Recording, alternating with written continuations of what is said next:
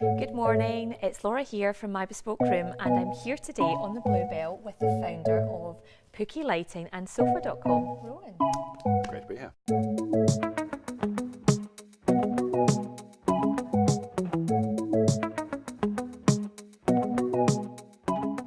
It's significant that we're sitting on Sofa.com's Bluebell sofa. Do you want to fill us in on its story? I'd be delighted. Well, tacky as it may sound, Bluebell is my youngest daughter, and I named the sofa after her. So is there a general rule when choosing the right size of shade to go with the base? Yeah, there's a general rule, but it's there to be broken, like all rules. And for a regular-sized base, you would ordinarily, the shade itself would be a sort of square format. So if your shade, and this shade here is 40, I think it's probably a 45 centimetre shade, which it is, you'd probably want the distance between the base and that would also be 45 centimetres, and that is pretty much bang on. Perfect. But that works here for two reasons.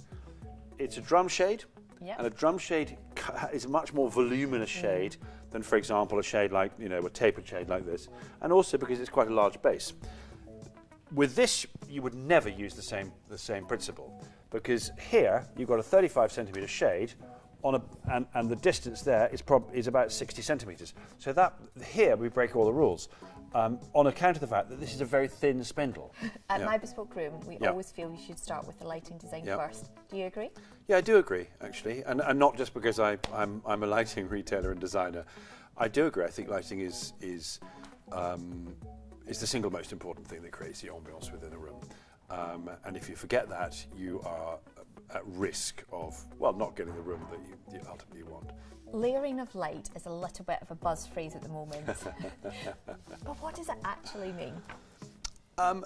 There are lots of sources of lighting, and they all form their own sort of role in any lighting design. The layering of light is building up all the different types of, it's like painting a painting.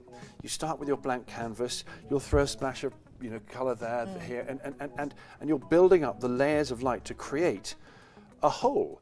Take a church, for example. Historically, you've got the light coming in through the clear glass windows. You've got the light coming in through the stained glass windows. You may have huge chandeliers up high.